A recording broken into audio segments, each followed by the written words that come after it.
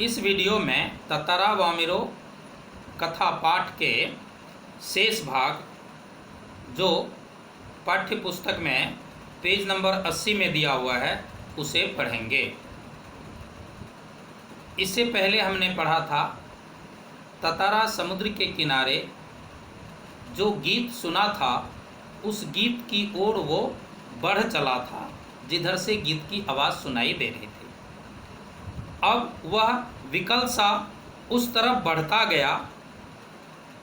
विकल का तात्पर्य है व्याकुल होकर। गीत उसे इतना अच्छा लग रहा था कि वो विकल अर्थात व्याकुल होकर के उस गीत के आवाज़ की तरफ आगे बढ़ने लगा। अंततः उसकी नज़र एक युवती पर पड़ी जो ढलती हुई शाम के सौंदर्य में बेसुध एकटक समुद्र की देह पर डूबते आकर्षक रंगों को निहारते हुए गा रही थी। यह एक श्रृंगार गीत था। अब ततारा आगे बढ़ते ही देखता है कि एक युवती है जो समुद्र के सतह पर जो सूर्यास्त हो रहा है उस सूर्यास्त के नज़ारा को देख रही है और वो गीत गाती जा रही है।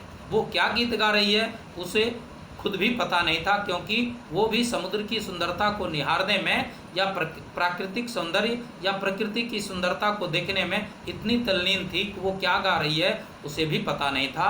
लेकिन वो गीत एक श्रृंगार गीत था अर्थात रोमांटिक गीत था। उसे ज्ञात ही न हो सका कि कोई अजनबी युवक उसे निःशब्द ताके जा रहा है। तात्पर्य है कि ततारा से वो कभी मिली नहीं थी। ततारा उसके लिए एक अनजान अजनबी युवक था और वो उसके सामने खड़ा था, लेकिन वो प्राकृतिक सौंदर्य को देखने में इतनी तल्लीन थी, निमग्न थी, आत्मविभोर हो चुकी थी कि उसके सामने कोई खड़ा है उसे पता ही नहीं चला। एकाएक एक ऊंची लहर उठी और उसे भिगो गई। अर्थात एकाएक समुद्र से लहरें उठी और उसके पानी का छींटा वामिरो के ऊपर पड़ा और वो सचेत हो गई। अभी तक वो सौंदर्य को देखने में अचेत थी, अब वो पानी का छींटा पड़ते ही सचेत हुई, अर्थात उसकी भी तंद्रा भंग हो गई। वह हड़बड़ाहट में गाना भूल गई। क्योंकि जैसे सचेत होती है देखती है एक अजनबी युवक खड़ा है और वो गाना भूल गई। उसे पता भी नहीं था कि वो कौन सी गाना गा रही है। इसके पहले कि वह सामान्य हो पाती अर्थात सचेत होते ही वो संभल पाती कि उसने अपने कानों में गूंजती गंभीर आकर्षक आवाज़ सुनी। उस लड़की के कान में एक आवाज़ आई, तुमने एकाएक इतना सुंदर मधुर गाना अधूरा क्यों छोड़ दिया? ततारा ने विनम्रता पूर्वक कहा।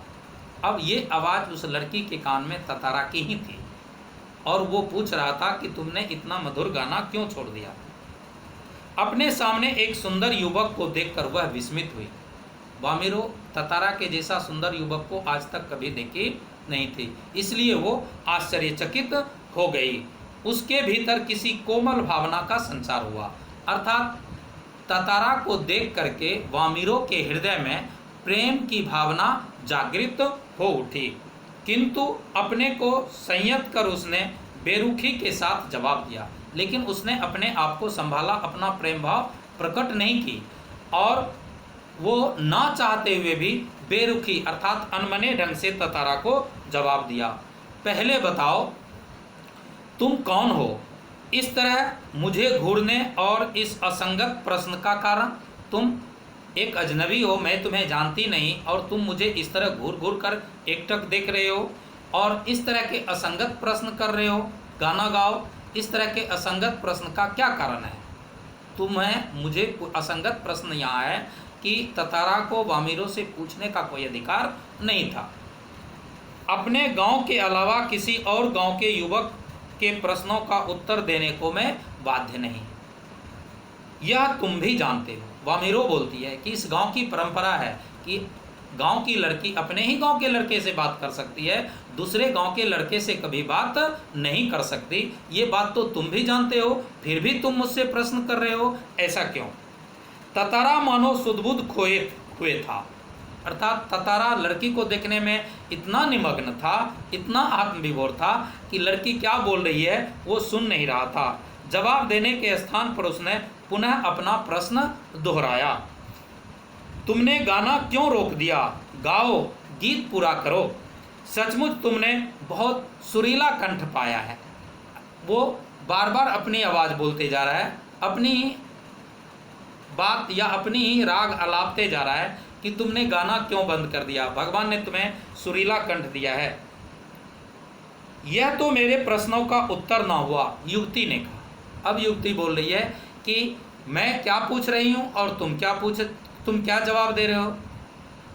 तुम अपनी ही बात बोलते जा रहे हो। मैं पूछ रही हूँ तुम इस तरह का असंगत प्रश्न क्यों करते हो। सच बताओ तुम कौन हो, लपाती गांव में तुम्हें कभी देखा नहीं। अब वो लड़की पूछती है कि मैं लपाती गांव की रहने वाली हूँ, मेरे गांव का नाम लपाती है, मैंने आज तक तुमको लपाती गांव में नहीं देखा, तुम कौन हो, सच सच बताओ। ततारा मानो सम्मोहित था।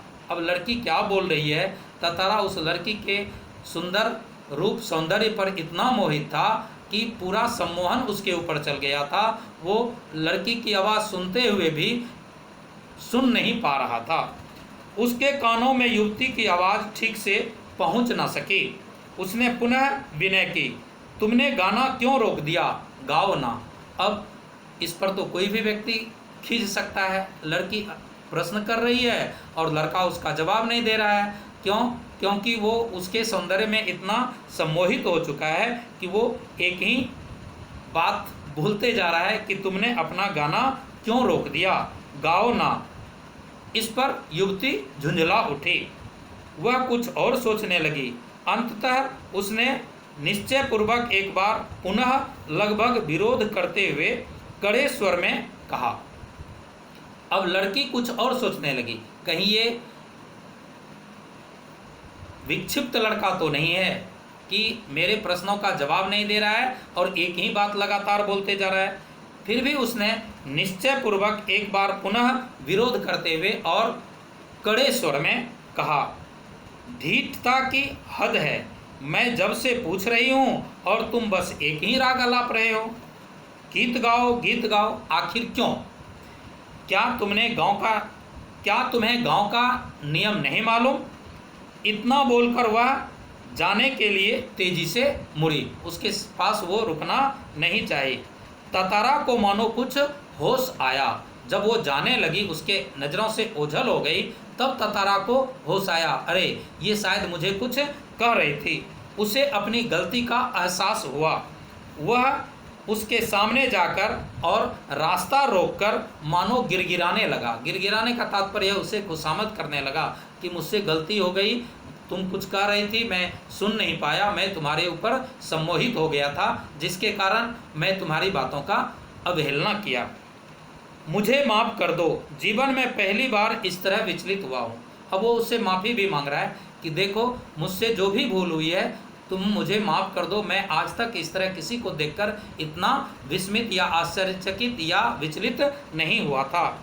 तुम्हें देखकर मेरी चेतना लुप्त हो गई। अब स्पष्ट करके वो बोल रहा है कि तुम मुझे इतनी अच्छी लगी कि मेरी चेतना ही विलुप्त हो गई, अर्थात मैं अचेत हो गया, जिसके कारण मैं तुम्हारी आवाज़ नहीं सुना।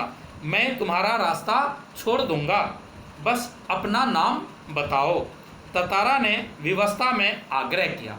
विवस्ता अर्थात मजबूरी में आग्रह किया। उनकी आंखें युवती के चेहरे पर केंद्रित और लगातार वो युवती की आंखों की तरफ अपनी आंख गड़ाकर देख रहा था। उसके चेहरे पर सच्ची विनय थी, अर्थात वो विनम्रता पूर्वक युवती से निवेदन कर रहा था। स्वाभाविक है, यदि हम किसी से विनम्रता पूर्वक कुछ बोलते हैं तो हमारी बात स्वीकार कर ली जाती है, प्रायः ऐसा देखा जाता है। तो युवती ने भी उसकी बात को स्वीकार कर ली और ततारा के द्वारा नाम पूछने पर वो बोली, वाह मीरो। एक रस घोलती आवाज़ उसके कानों में अर्थात ततारा के कानों में पहुंची।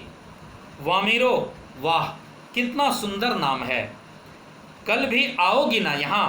ततारा ने याचना भरे स्वर में कहा कि कल भी आओगी ना यहाँ। और एक असंगत ये प्रश्न करता है। लड़की से कभी मिला नहीं था, लड़की इसे जानती नहीं है और वो उसे यहाँ पुनः आने के लिए निवेदन कर रहा है, समुद्र किनारे इसी चट्टान के पास।